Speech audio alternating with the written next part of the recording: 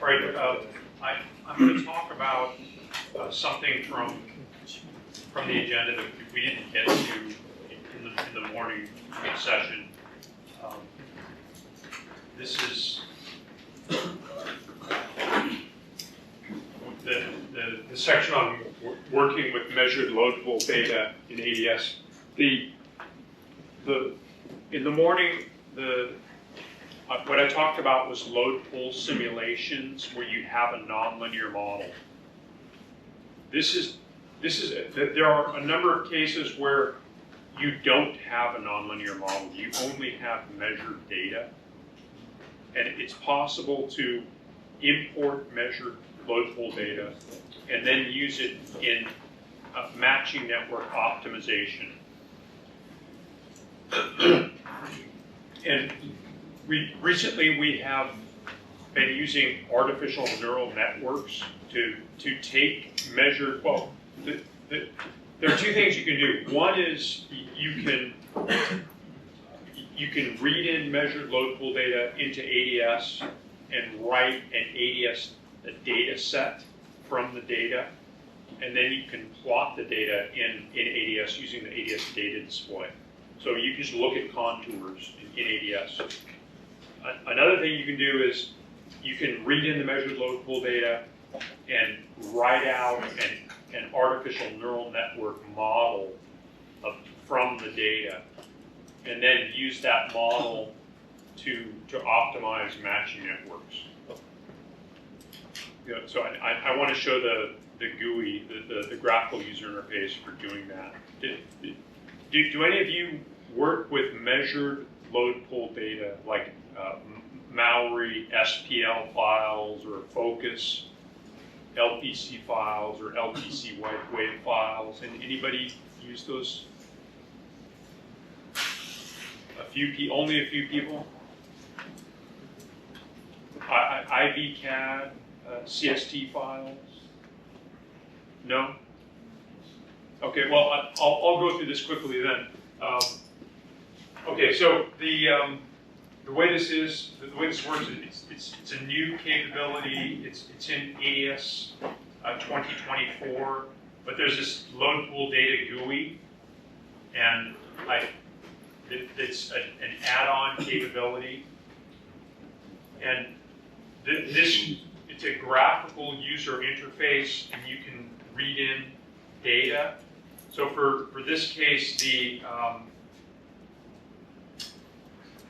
data is here. This is a measured load pool data file. It looks like, let me just show what this looks like. It's from Mallory, and there are reflection coefficients and excuse me. There are various reflection coefficients from a load pool, and there's a power sweep as well. Output power, efficiency data, peak to average power ratio. There's various data that's in the files, and we can read this in. So if I select that and say open, it reads it in, so you can see what it looks like. If there's any data that's invalid, if there are any points that are invalid, you can remove them by hitting the remove gamma button. Then you can just say file, write ADS dataset. Once you've done that, then you can display the data with the data display, or you can also build ANN models from the data, and the ANN models allow you to run optimizations easily. So let me just show an example of this. This is an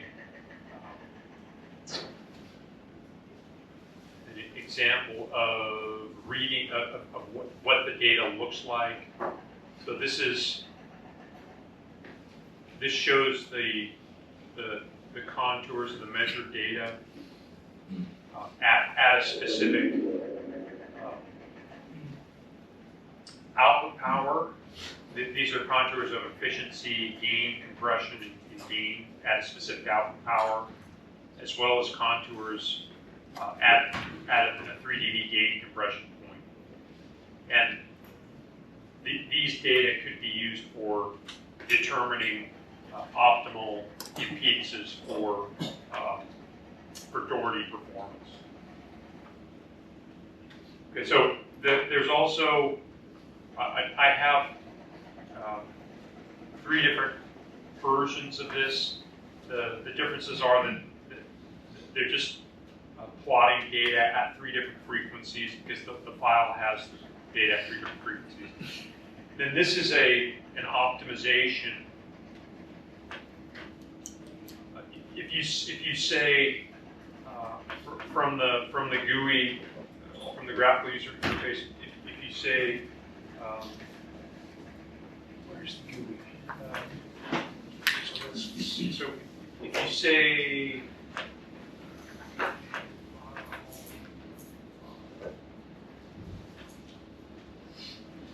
if I say tools build an equation model, it will, you specify the data you want the ANN model to output, and typically that would be at least gain, power, and efficiency, although you could have other things that could be output by the model. And it will create this component, this load pool equation model. And if you push into this, it's just a netlist include. It reads in a text file that was generated by that graphical user interface, and the text file looks like this. Let's see. Exploring file system. The text file looks like this. And it's a netlist fragment, an ADS netlist fragment. And this is a very long equation. If you look at it, it's really long, and it's the ANN model. The ANN model generates these different coefficients based on the inputs, the power and the real and imaginary parts of the load reflection coefficient. So basically what happens is you can take this model and in an optimization, so this is a Doherty optimization. So what I'm doing is if you look at the Doherty PA, I don't have a transistor model. I don't have these transistor models. I have measured data. So my objective is to take the measured data and use it to optimize this matching network for the main amplifier. And for those of you who don't know the Doherty, when the way the Doherty works is you have a main amplifier and a peaking amplifier, and these operate in parallel. When the input signal is low, the peaking amplifier is off. So only the main amplifier is operating. So looking this direction, you see it effectively an open circuit. But when the input signal is higher, then the peaking amplifier turns on, and you see a different impedance, like you see the output impedance of the PA. It looks like a generator, so it looks like a negative resistance. And the load seen looking this way is lower, so you get more power from the main amplifier. And the objective of a Doherty PA is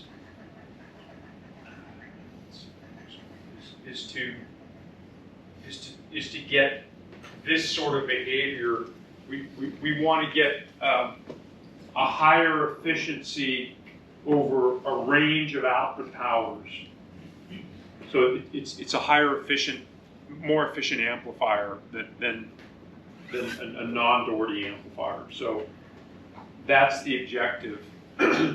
So when the input power is low, the efficiency is high, even though only the main amplifier is operating. And then at the highest output power level, both the main and the peaking amplifiers are on. Okay, so this optimization, the way this works is I have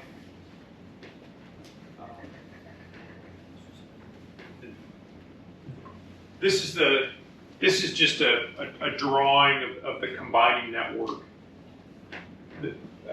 There are two conditions for we're optimizing the matching network for the main amplifier only. There are two conditions for the main amplifier. In one case, it sees 50 ohms at the output of the matching. So looking into this combining node, it sees 50 ohms if the peaking amplifier is off. And if the peaking amplifier is on, it sees 25 ohms looking into this node. So we have to, this matching network has to be the same in both cases. I can't have a different matching network for the two conditions. So I need to optimize the matching network for both cases, both loads, and also across a band of frequencies. So it's a complex optimization. So the optimization, it has multiple goals. I have target impedances. So in the data display, we read the data, and we're looking at the data, and we get these target impedances. One is for the lower power case, and this is the target impedance for the higher power cases. So and we want that impedance for lower power operation when the peaking amplifier is off, but the device wants to see this impedance when the peaking amplifier is on. And that's at one frequency. So we have that, and then we can also try to optimize or make trade-offs amongst efficiency, power, and gain as well. So the optimization has this is a target goal. We've entered target impedances that we determined from looking at the data display at different frequencies. So I've entered values here, these target impedances at 3 different frequencies, and I've entered. Well, we do an optimization across the frequencies, and we also have a target output power. We're trying to hit a certain power added efficiency, gain, and then under ZOP we want to hit a higher output power, maybe somewhat lower efficiency and lower gain. But this setup allows you to do that. And the way it works is at each optimization trial, these values, so this is like a ladder, an ideal ladder network, and each element is either an L or a C. It's either an inductor or a capacitor. And whether it's an L or a C depends on the numeric value. I'm relying on the fact that inductors are typically about 3 orders of magnitude larger than capacitor values. So during the optimization, this can change from an inductor to a capacitor or back.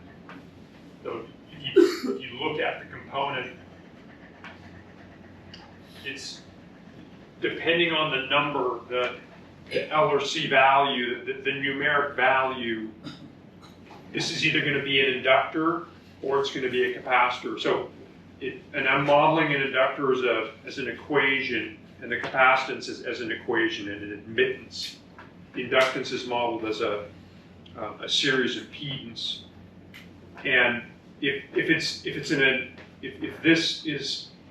the value is, the numeric value is above this value, then treat it as an inductance, and in that case, the capacitance is an open circuit, and vice versa. If it's less, then it behaves like a capacitor, and this is treated as an open circuit. So it's a way of on the fly during an optimization, changing from an L to a C or back. And I'm optimizing.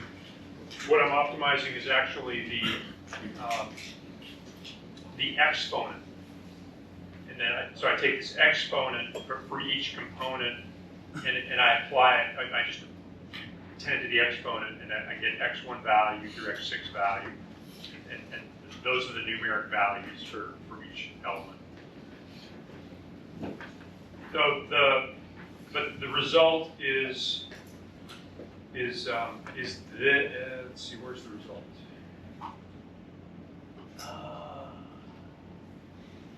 This is the result of the optimization, and it shows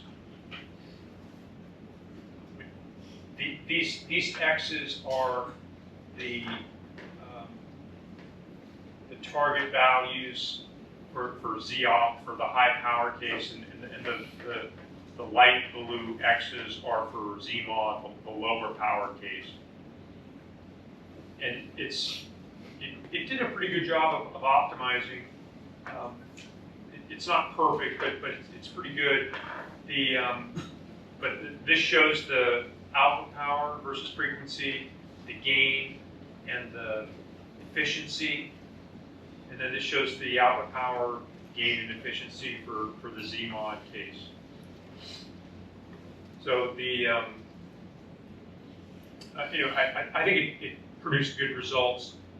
But these are the optimized values. This is a capacitor because it's a small number. This is an inductor because it's bigger than 100 picofarads here, or 100 P. That's an inductor. X3 is a capacitor. This is a capacitor. This is an inductor because it's N, so it's a large number. It's bigger than this. That's an inductance, and this is a capacitance. So you could take these values, and then you'd have to convert this to something obviously more realistic than an ideal LNC, an ideal LNC ladder network. Any questions about this? Is it too complicated?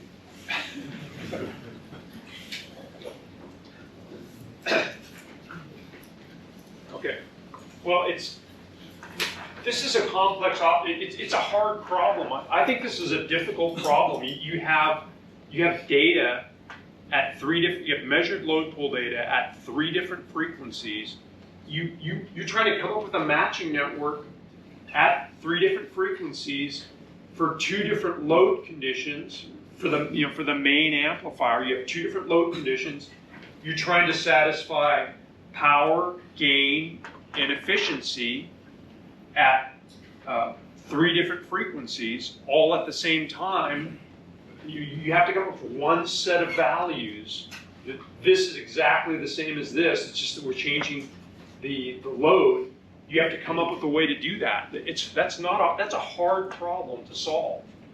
It's not like push button get answer. You have to set this up, and it's a complex problem to solve. So, but this does work. So you could replace these with say an EM model. You could have an EM model of a matching network that's parameterized, and you could optimize for the parameters. So you could get something that's more realistic, or you could start with what you you could take the results of this optimization and then have a more physical model of a matching network and try to get agreement for the, say, the S parameters of the two networks.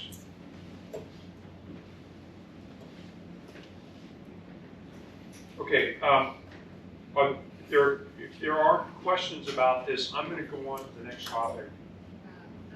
지금까지 그 측정된 로드풀 데이터 가지고 어떻게 시뮬레이션을 하시는지를 잠깐 설명을 드렸는데 저희 이 새롭게 출시된 펑션이거든요. 그래서 측정된 로드풀을 읽어가지고 저희가 TR 모델이 정확하면 참 좋긴 한데 정확하지 않을 때 이제 로드풀 장비를 이용해서 측정되는 걸 가지고 이제 아웃풋 네트워크를 설계를 하게 되는데요. 일단은 측정된 데이터를 받아서 이걸 가지고 이제 아웃풋 매칭 네트워크를 설계를 하실 때 사용하실 수 있는 옵티마이제이션 스킴에 대해서 좀 설명을 드렸고요. 여러분 뭐 회로 주파수 수입이나 파워 수입이나 해가지고 원하시는 게인, 이피션시, 파워 이 컨투어를 보면서 이제 하실 수 있는 템플릿을 만드셨다는 얘기까지 하셨습니다.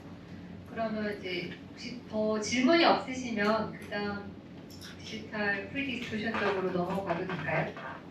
네, 넘어가도록 There is another capability from the load pool data GUI. You can also write out, you can say tools, build A&N nonlinear model. And that will create a nonlinear model which is more complex but is more capable. So that will, let's see if I can just find that one. Where is it? This one is here. I have some simulations. So this is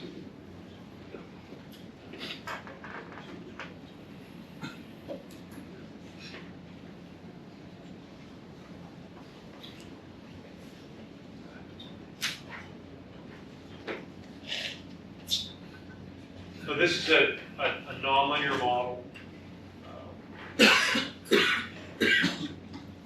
and it also uses an A&N.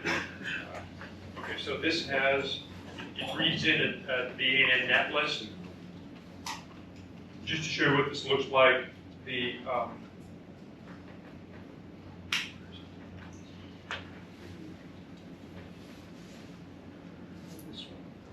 this is a more complex net list.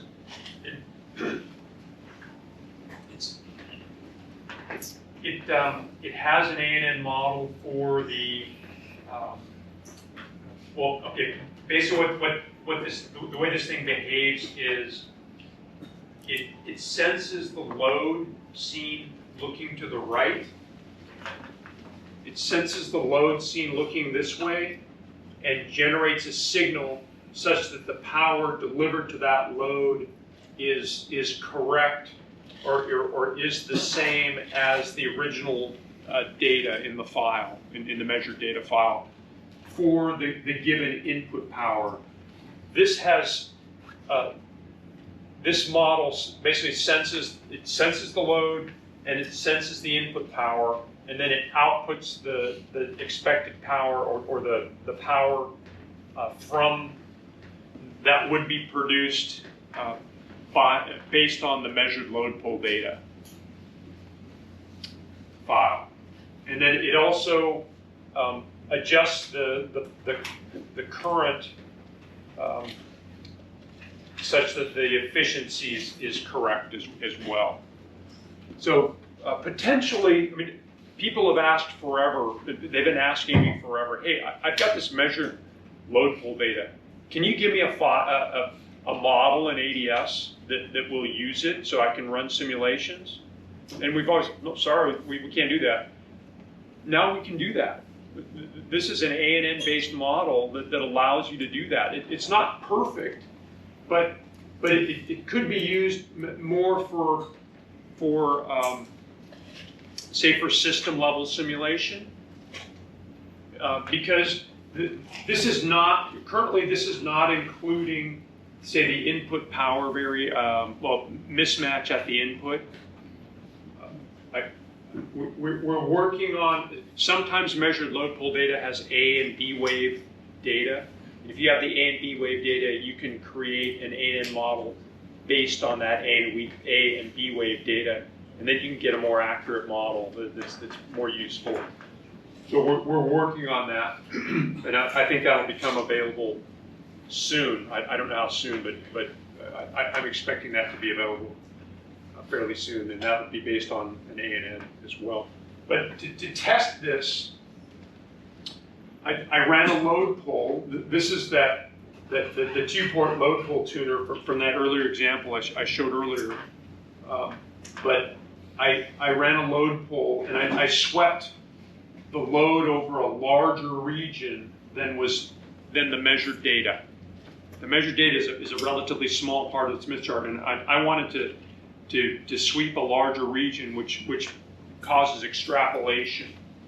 And I wanted to see, does it still work? Does it still produce these reasonable results? So what it looks like is this. Let's see if I can find that.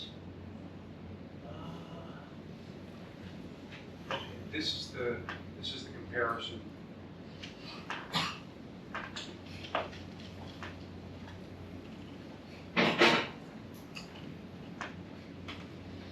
Okay, so this is the red is from extrapolation. Okay, the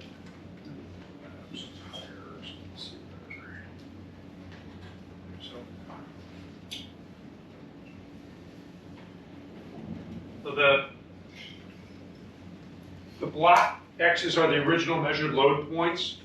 The gray circles are the larger load pull data points that I just ran, and the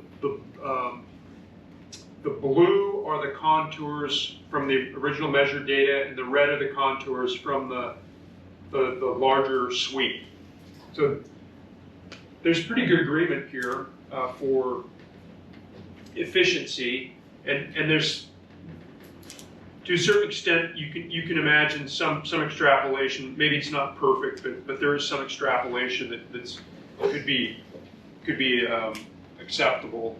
And this is a comparison for the power contours, and those are quite close as well. And if there's a little bit of extrapolation, I think the results are still reasonable. And these over here are the gain contours.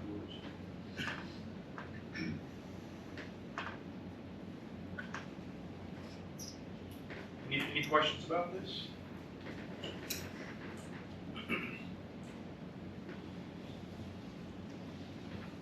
Okay.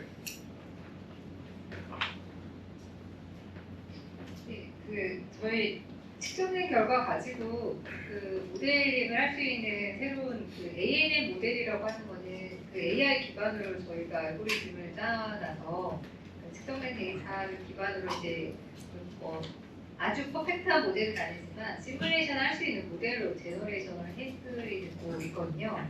그래서 그런 기능이 이제 추가가 됐다고 설명을 드렸고요. 측정된 데이터를 기반으로 저희가 ANN 알고리즘을 이용을 해서 아티피셜 뉴럴 네트워크의 약자인데요. AI 기반의 모델링 기법을 제공해서 원하시는 설계를 하실 수 있도록 지원을 해드리는 내용에 대해서 잠깐 설명을 드렸습니다. 그러면 다음 질문이 없으시면 다음 주제로 또 넘어가도록 하겠습니다.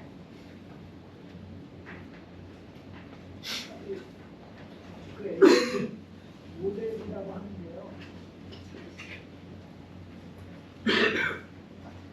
ANN 모델이라고 하는 게 그냥 유저들이 넷리스트를 자동으로 만들 수 있는 건가요? 레저드 데이터가 있었나요? 네, can I translate it? ANN model is generated by the existing measure data.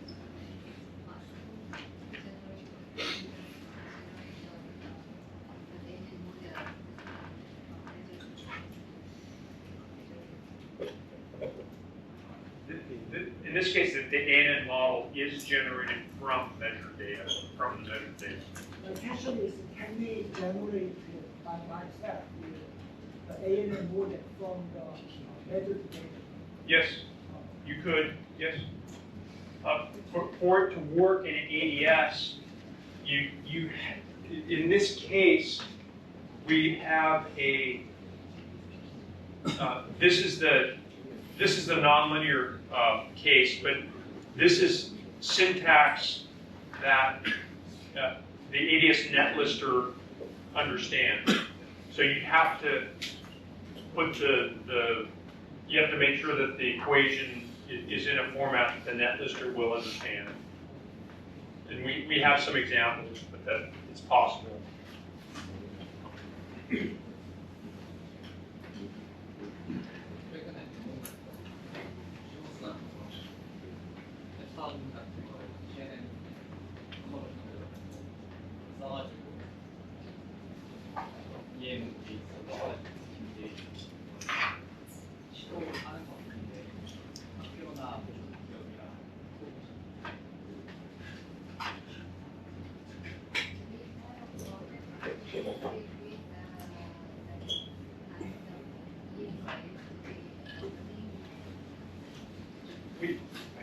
We have various customers who are asking about that, where say you have a physical structure, or maybe you have many different physical structures that are slightly different, and you want to create a model, say of the S parameters that's parameterized.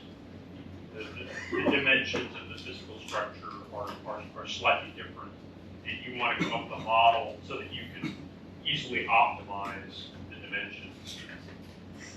We are working on that, and that should be possible to do. There are limitations because depending on how much data and how many parameters you have, the ANN generation can be quite long, and then how accurate is it? So there are limitations, but in theory, it is possible.